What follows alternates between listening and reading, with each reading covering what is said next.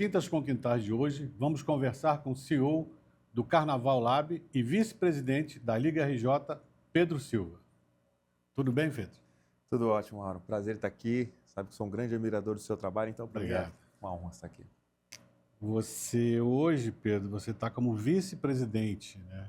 Conta um pouco dos projetos que a Liga RJ tem para o futuro, da tua relação com o presidente Hugo e como é que você chegou a esse cargo? Claro.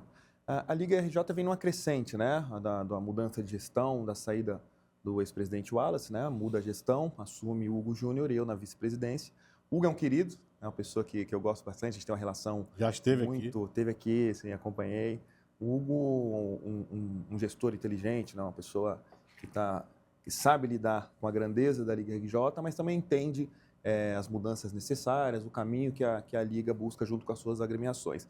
E é um caminho que a gente tenta mesclar um pouquinho para não inventar. A gente não pode, eu costumo dizer que a gente não tem que inventar a roda, né? A gente tem que entender o mecanismo das escolas, a sensibilidade de cada agremiação, cada instituição, cada uma com a sua tradição, com a sua cultura. Uns são um pouco mais ousados, gostam de inovar, outros mantêm a tradição. E a gente tem que representar muito bem essas escolas junto ao poder público, junto às tratativas com a iniciativa privada. Então, a gente vem numa gestão um pouco mais ligado no administrativo para, digamos, cuidar dessas escolas, né? A parte cultural elas fazem muito bem e a gente tem um pouco mais focado nessa questão administrativa.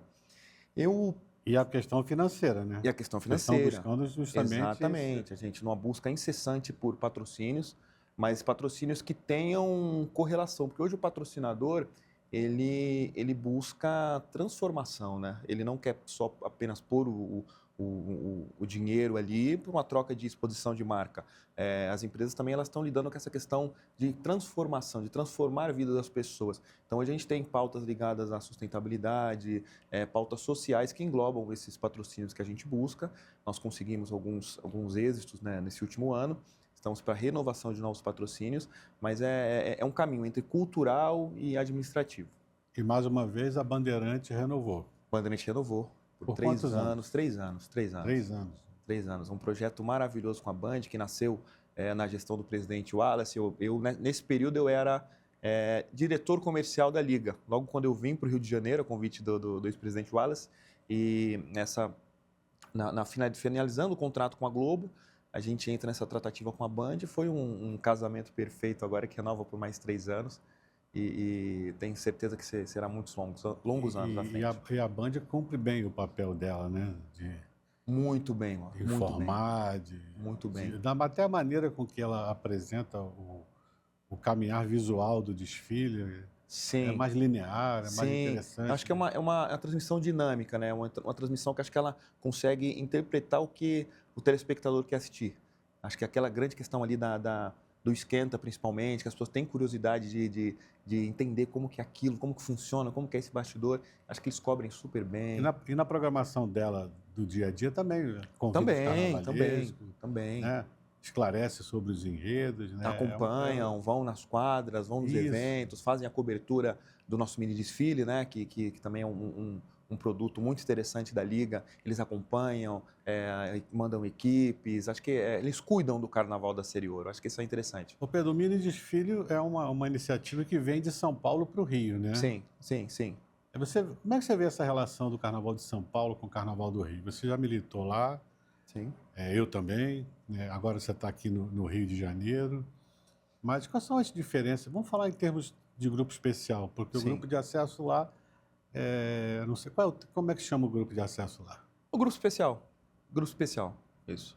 Então, e já tem os seus barracões há muito tempo? O grupo de acesso é o grupo de acesso 1 e 2, né? 1 e 2, não tem aqui a Série Ouro, né? Lá, grupo especial, grupo de acesso 1, grupo de acesso 2, e depois, quando passa, aí já é o UESP. Escolas ligadas ao UESP que já não desfilam mais no AMB. Tá, mas já tem os seus barracões, né? Já. Já tem um tempo, né? Isso, e agora, a gente está conseguindo os nossos barracões agora para a Série Ouro, né?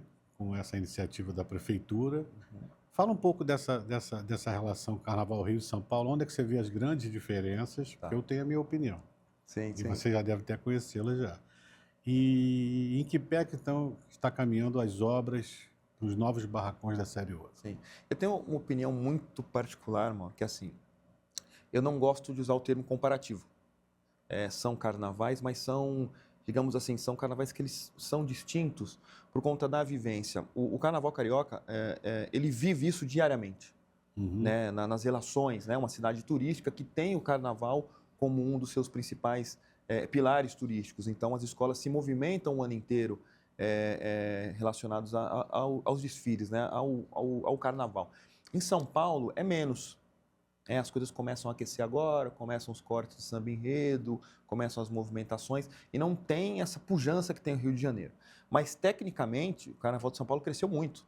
Com a introdução da fábrica do samba, Uhum. as escolas deram um salto de qualidade muito grande nas alegorias. Você acompanhou bem as alegorias de São Paulo, escolas tradicionais, o Império de Casa Verde, por exemplo, fez trabalhos maravilhosos com alegorias grandiosas, a qualidade também de refinamento das fantasias, mas tem algumas diferenças que eu acho que tem mais a ver com a vivência, que é aquela questão do dia a dia das pessoas mesmo, que fazem o carnaval acontecer, né? Ritmistas, passistas. Eu São acho que Paulo não aqui respira tanto carnaval o ano todo, né? também respira, mas não é tanto quanto o Rio de Janeiro, né? Acho que são dois polos diferentes, assim, mas a qualidade do Carnaval de São Paulo, digamos assim, posso dizer que está pau a pau quanto ao espetáculo, Mas é verdade. cresceu muito, muito bem organizado. Eu acho que aquele polo cultural que você tem ali formado do AMB, que você tem parte de hotelaria, estacionamentos, junto, conectado com o AMB, acho que se dá um salto muito grande para o espetáculo, É né? uma Principalmente para concentração mais, uma concentração mais ampla. tecnicamente mais prática, né? Exato, com Com mais concentração e tempo, dispersão, né? exato. Acho que nessa questão dessa técnica, eu daria um ponto positivo para São Paulo, nessa questão dessa logística do carnaval. Culturalmente é igual, mas aqui acho que tem aí eu dou um plus a mais para o carnaval do Rio, Agora, você por conta da concorda vivência. comigo que, em termos de julgamento, do olhar do julgador, Sim, São Paulo precisa se, se adequar mais, porque a gente vê muita coisa que você não consegue entender. sim, Eu vou falar da minha experiência pessoal, porque é importante. Eu fiz belíssimos carnavais, modéstia à parte, na Império de Casa Verde, uhum. mas fiz também na Dragões da Real. Sim, sim, E os da Dragão, eu perdia pontos em coisas tão ínfimas, tão bobas. Eu falei, gente, como é que um jogador consegue desconsiderar o gigantismo, a beleza de uma alegoria dessa por conta de um espelho que está pendurado com 10 centímetros, ainda sim, passava a medida, 10 centímetros. sim, sim. Como? Então, eu acho que Vai às para um vezes lado muito técnico, né? é um olhar É, micro para é. uma obra que é macro, né? Eu acho que o que falta ali em São Paulo, não digo nem, tem que preparar melhor o jogador, tem que ter curso, eu acho que não é o caminho. O É, caminho é o entendimento da festa, exato. né? Não pode ser o olhar da janelinha, você vê o jogador focado naquilo ali, contando. Ele tem que entender o que está vindo, ele tem que dialogar com o que já passou, entender o conjunto, né? Como que as cores foram distribuídas, se envolver mais com o Sim, carnaval. sim. Eu acho que o jogador do Rio, ele se envolve mais com a festa, ele vibra, ele levanta, ele aplaude, Se né? envolve mais com o todo, né? Não E em fica. São Paulo o jogador não pode levantar da Acho que São cadeira. Paulo, o que eu fico feliz é que eu vejo um movimento da Liga e dos presidentes em melhorarem o espetáculo a cada ano. Isso eu vejo esse Sim. movimento, até no próprio bate-papo, né, de bastidor, a gente entende que há esse movimento. O que nós sambistas falamos muito é que, de repente, o Carnaval de São Paulo ele acaba se engessando um pouco por conta dessa questão de julgamento, né? Você acaba travando a escola em questão de evolução, na questão uma coisa mais fluida, né? Como você falou, uma alegoria imensa, de repente você perde um ponto ou outro por conta de um detalhe técnico, A né? Que é a coisa, questão do olhar, é a questão de como ele é orientado, tudo vai da orientação. Então, o regulamento ele acaba orientando o julgador, ele nada mais vai fazer aquilo que ele foi orientado a fazer. Então, se ele aplica um pouquinho mais de rigor nas notas, tem a ver com a orientação. Então, acho que precisava também realmente dar uma uma leveza maior. afrouxada, né? Vamos olhar o belo pelo belo, né? Olha, Exatamente. tá bacana. Por exemplo, eu tiro como exemplo o Rio. Às vezes você passa escolas aqui no Rio que você fala, nossa, não tá tão bonito de alegoria na concentração. Sim, Mas aí a escola entra, carrega uma carga tão forte de emoção, de beleza. a mensagem é passada com tanta energia, com tanta verdade, Sim, que sim. o jogador acaba relevando isso, né? E a escola pode vir a ser campeã ou voltar no desfile das campeãs. Claro, Acho claro. que falta um pouco no Carnaval de São Paulo desse olhar mais, não vou dizer romantizado, que não é o fato, mas mais intuitivo, deixar a festa penetrar mais ao Sim, olhar do sim, um pouco jogador, mais né? o lado mais o cultural e não tão técnico, com tanta cobrança, né. Tanta cobrança. E também uma outra coisa que eu me ressinto muito no Carnaval de São Paulo é que você não tem a divulgação devida dos profissionais carnavalescos. Então, eu acho que isso vai muito, Mauro, com essa questão do dia a dia, realmente da vivência. Rio de Janeiro, eu te falo isso pela prática, eu senti isso realmente na prática. Eh, Tem essa comunhão maior, de eventos carnavalescos, de trocas de experiências, a própria cobertura da, da imprensa, a imprensa especializada. Aqui você vive mais, né? Você tem, é como um polo turístico, digamos assim. São Paulo está numa crescente muito grande, mas acho Sim, que isso interfere diretamente nessa vivência dos profissionais, dessa troca. Nós tivemos um período em São Paulo que era natural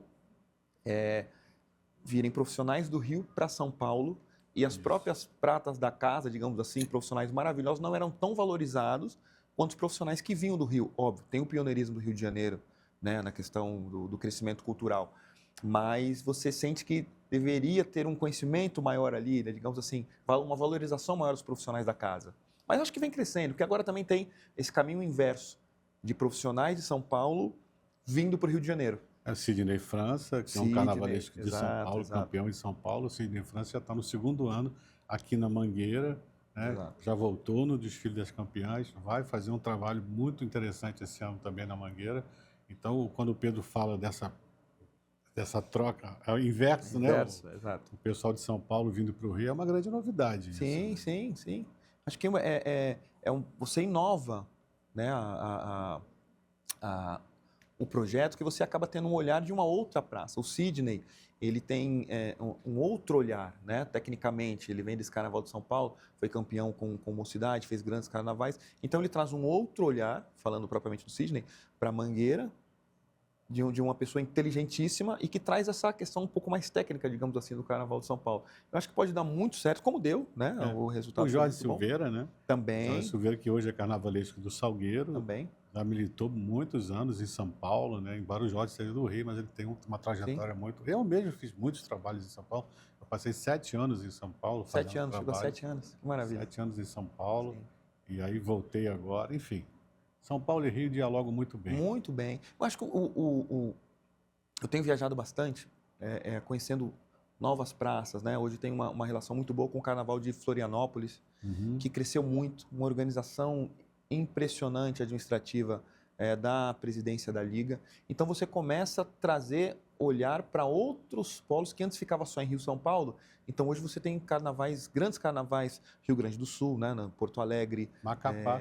Macapá, Manaus. Então assim, são grandes praças que isso vai sendo fomentado e trazendo novos profissionais. Eu estou adorando essa coisa das escolas fazerem disputa de samba enredo em outras cidades. Acho maravilhoso, porque você acaba trazendo o profissional, não só o compositor, mas você traz a visão do sambista de outra região, porque o samba ele é plural, né? É. A gente trata ele um pouco mais de carinho, assim, com esse eixo Rio-São Paulo, mas o carnaval está no Brasil inteiro. Então, essas aberturas de fazer disputas de samba enredo em outras cidades, eu estou achando maravilhoso. Você vai atraindo novos profissionais. Então, daqui a pouco a gente está aí com, quem sabe, um carnavalesco, né, do norte do país, e assim a gente vai se Eu fui encaixando. convidado para fazer um carnaval em Macapá e confesso que eu não conhecia a estrutura de Macapá. Aí eu descubro que lá está Cid Carvalho, que é aqui do Rio de Janeiro, Sim, sim, o sim. próprio Jorge Silveira está com uma equipe lá fazendo carnaval também, agora Mauro Quintas com a sua equipe. Então, é mais uma descoberta aí nessa Sim. trajetória, né? Nós vamos agora para um rápido intervalo e eu volto já já com mais um bate-papo aqui no Quintas com Quintais.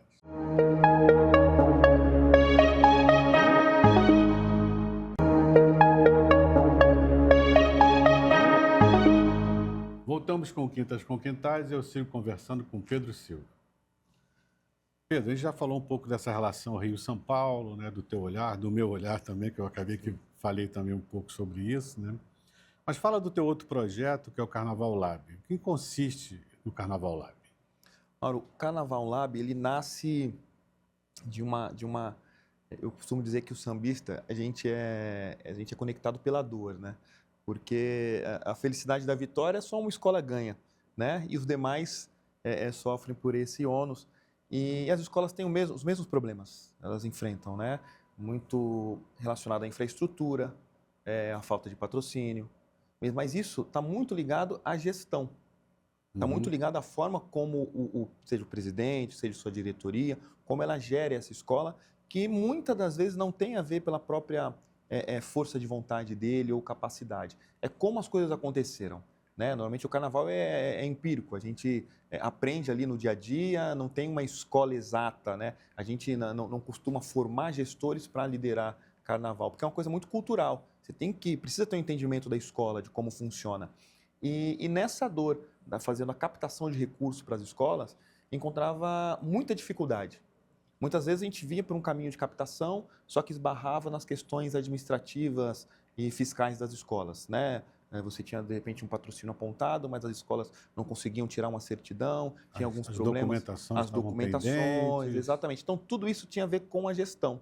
Na minha passagem pela Superliga, a gente fez um levantamento interessante com a Secretaria de Cultura e Economia Criativa do Rio para identificar o porquê muitas dessas escolas não conseguiam participar de editais. E a gente chegou à conclusão que muito tinha a ver com a prestação de contas. Uhum. Que essas escolas, de repente, pegavam esses recursos, mas se confundiam ali na prestação de contas e aquilo virava uma bola de meia, ela não E aí conseguia virava um participar. entrave Exato, para exato. futuros projetos. Exato. Então, quando a gente mapeia a necessidade de novos patrocínios, de patrocinadores para as escolas, cada escola com o seu perfil, tem escola que mira patrocinadores maiores, outras menores, mas o modus operandi é o mesmo dessa captação. Aí vem a ideia de criar um canal de capacitação para esses gestores. Então, eu reuni uma turma que falando sustentabilidade, captação de recursos, marketing, comunicação. A gente tem Diego Carbonel, que hoje é nosso diretor na Liga RJ, diretor de sustentabilidade. Nós temos a Júlia, que faz um trabalho belíssimo na Beija-Flor, ligado ao marketing, projetos. Renato Cândido, que é um grande amigo de São Paulo, Figuraça. um figuraça, um mestre na captação de recursos e nesse atendimento, porque o patrocinador, ele é cliente. Sim, Né? sim. O patrocinador, ele não está ali só para colocar o dinheiro na escola e ficar assistindo. Não, ele precisa entender como funciona o mecanismo, ele precisa de feedback, ele precisa de validação. O Renato faz isso maravilhosamente bem. Então, a gente reuniu tudo isso num projeto só, chamado Carnaval Lab, que ele tem 3 vertentes. Né? A gente tem uma imersão, que é a parte mais profunda, que a gente não só palestras, mas também a gente apresenta algumas técnicas a serem aplicadas nas escolas. A gente tem uma outra parte de um workshop, que é uma coisa mais ligada a eventos, e tem uma parte de consultoria, que aí realmente é um lado mais focado no problema da escola, no problema da instituição. Então, ele é Aí é aberto caso a caso. caso a caso. Então, a nossa visão é tratar junto com o poder público, com a iniciativa privada e a escola, fazendo ali uma tríade, né, que compõe o carnaval, que são as entregas. Né? O patrocinador hoje ele não é doador, mano. Ele E está não... tendo um resultado bem positivo, né? Bem positivo, bem positivo. A gente começou de forma um pouco mais discreta, né, com trabalhos que eu já faço de captação, De captação já de há recursos. 5 anos. O Renato também já tem esse trabalho de captação, o Diego também na sustentabilidade. Então a gente foi de pouquinho em pouquinho, foi juntando, e aí falei, bom, tá na hora, vamos juntar as forças e entregar um produto para o Carnaval. E aí assim nasceu o Carnaval Lab. Legal. Eu vou me aprofundar mais aí Fique à no vontade, seja conteúdo do muito Carnaval bem-vindo. Lab para poder entender melhor e poder usufruir também Sim, desse sim. teu projeto. Já fica o convite, dia 9 de agosto, nós vamos fazer a primeira imersão aqui no Rio de Janeiro, lá na Casa Carnaval. Vai ser um evento para convidados, para a gente aproximar os gestores do Carnaval Lab, as lideranças, para que entendam esse projeto melhor, e a gente vai dali replicando para as demais cidades. Já temos 3 cidades aí já agendadas. E não está restrito a Rio e São Paulo, né? Não, não, não. Carnaval, inclusive, nas próximas cidades que nós temos em Santa Catarina, né, e no norte do país, voltadas para o Carnaval. Onde tem uma praça de Carnaval pujante que queira melhorar seus ativos, que queiram fazer o Carnaval uma festa cultural forte, o Carnaval Lab está lá. Legal. Pedro, vamos ver umas fotos? Quer lembrar um pouco da tua trajetória? Vamos lá. Que maravilha. Quem é essa criatura? Sou eu. Sabe que essa foto é interessante? Sabe onde é isso aí, irmão? Isso aí é em Rondônia, acredita? E já está com uma latinha de cerveja? Uma latinha de cerveja na mão. Que maravilha. O meu pai é sul-mato-grossense, né? Meu pai não tem nada a ver com carnaval, falecido já, mas não tem nada a ver com carnaval. E meu pai tinha negócios em Rondônia. Então, quando criança, nós íamos para o norte do país e essa foto provavelmente era numa festa, essas festas regionais, e aí me vestiram aí, uma espécie de um piratinha, né? Que maravilha. Vai, vai. Vai, vai é um caso de amor, né? Que eu boatos tenho. são esses de você estar assumindo a presidência da Vai Vai? Não, são apenas boatos. Acho que Vai Vai, para quem me conhece mais a fundo, sabe que o Vai Vai tá no meu coração, é a minha escola de samba, é uma agremiação que mexe muito comigo, assim, porque eu, né, desde adolescente, quando eu entrei no carnaval, começo no Vai Vai e me formo sambista no Vai Vai.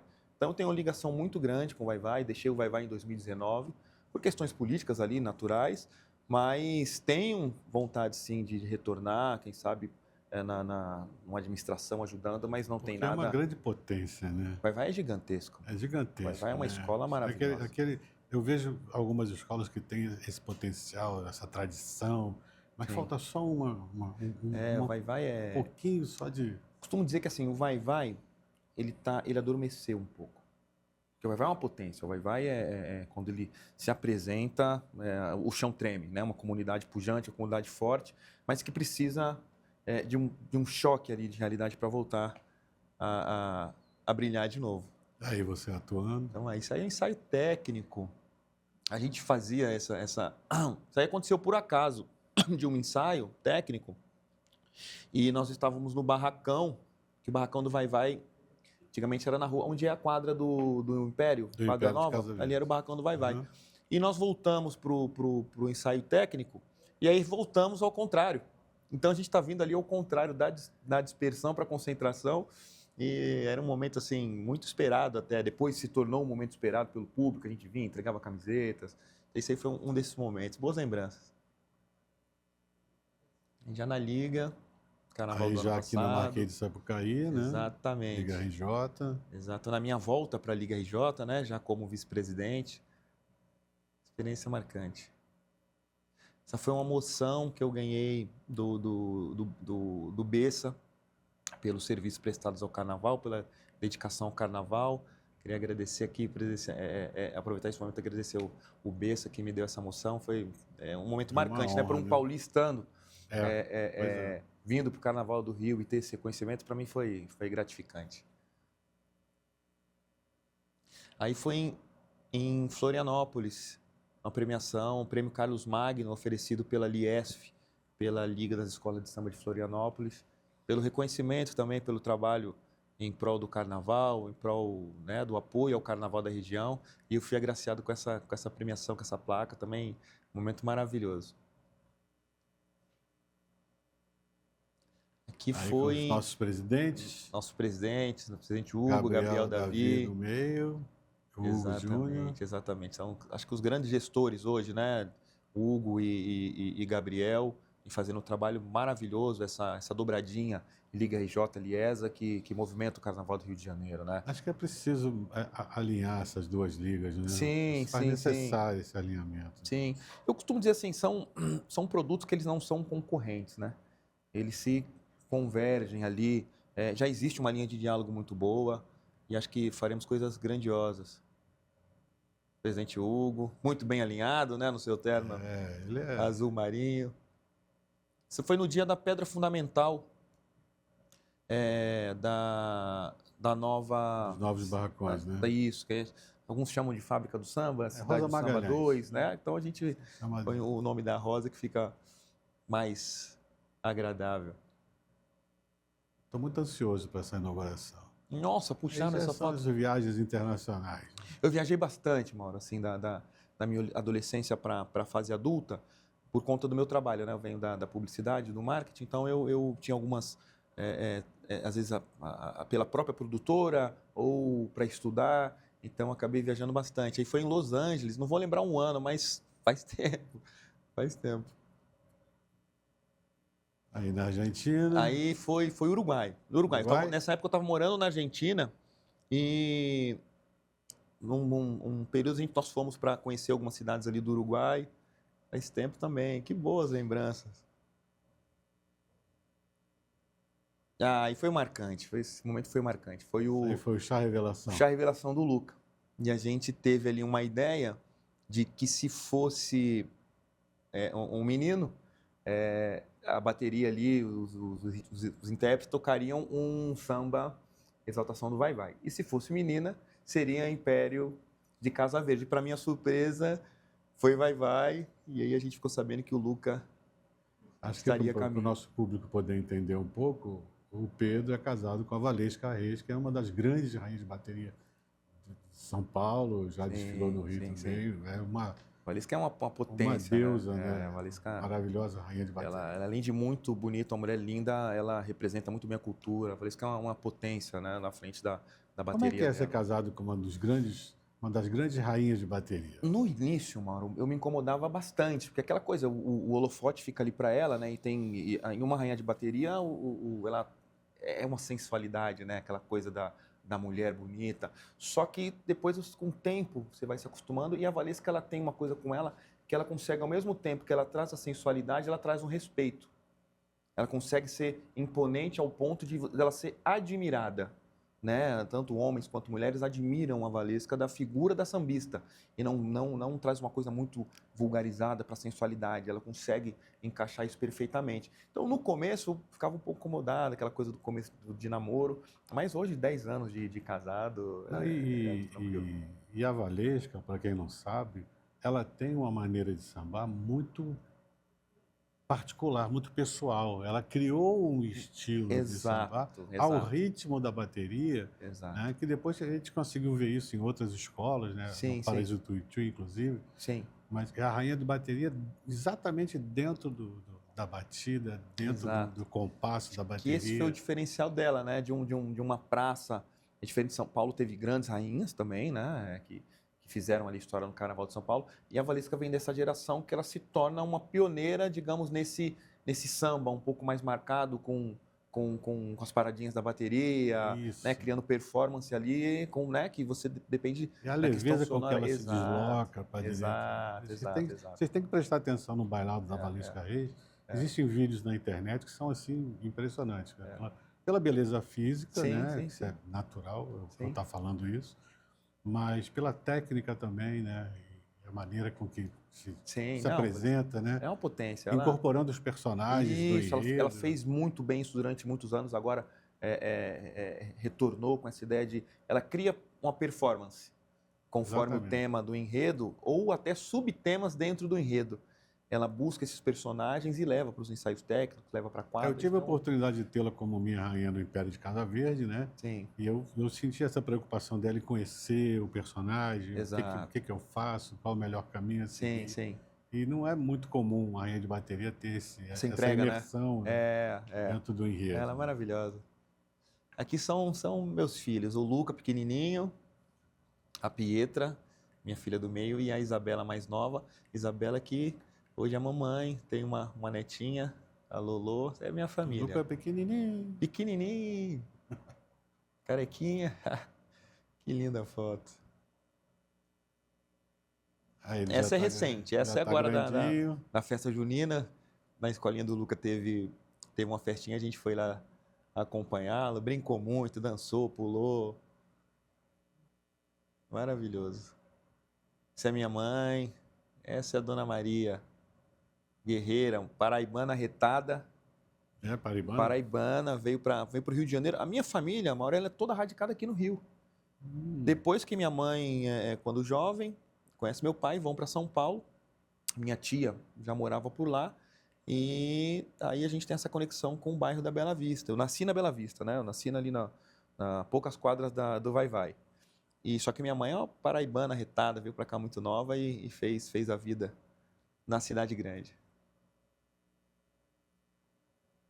Aí mais uma vez com a rainha. Aqui foi recente também, numa premiação em São Paulo, que a Valesca Inclusive ganhou. eu fiz o convite para a rainha.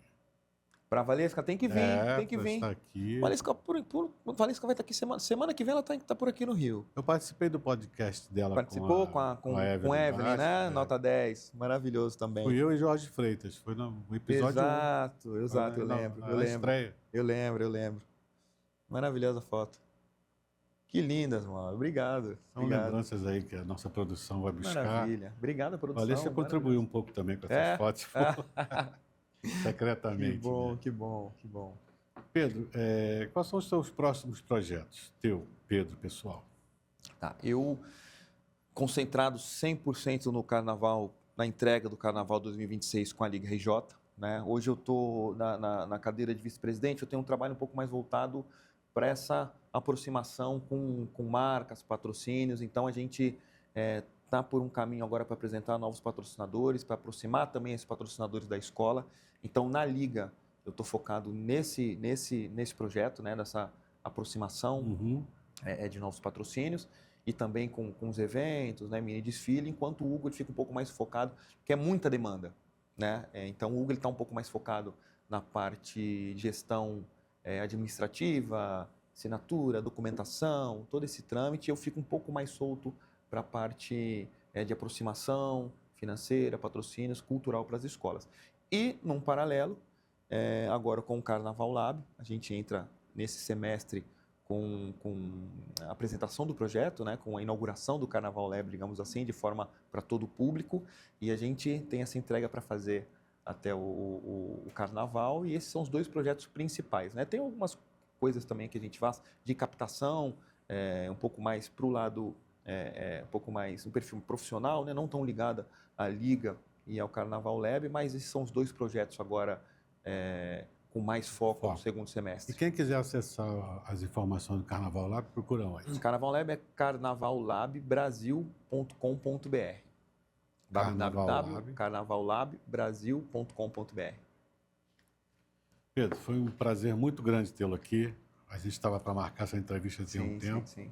Então, quero te agradecer em meu nome, em nome da direção da TV Alerj, dos companheiros aqui que movimentam esse projeto nosso, que já vai para 1 ano, já estamos indo para o 2º ano, que é justamente trazer essas pessoas que ficam, de alguma maneira, nos bastidores, né?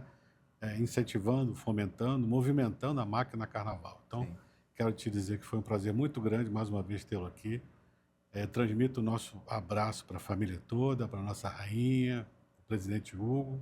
Pedro, mas aqui no Quintas com Quintais, nós temos sempre uma pergunta que fecha nossas entrevistas. O que o Pedro de hoje diria para o Pedrinho lá atrás vestido de piratinha no baile de Carnaval? Olha, interessante que eu pensei nisso há poucos dias. Eu acho que é questão da resiliência, né? Acho que é não desista. Que a transição, ela te ensina, ela é difícil, ela fere, mas quando você sai muito mais forte. Então, acho que daquele período, né, da infância, passando pela adolescência e a vida adulta, onde a gente começa a encontrar os reais problemas, e eu falo principalmente no Carnaval, dessa posição que eu atuo hoje, não desista. Siga em frente que o resultado virá. Sem dúvida é isso, não desista. É isso aí. Obrigado. Eu que agradeço, Ronaldo. Esse foi o Quintas com Quintais, e se você quiser rever esse programa, acesse as nossas redes sociais. Até a semana que vem, aqui na TV Alerj, o canal do povo.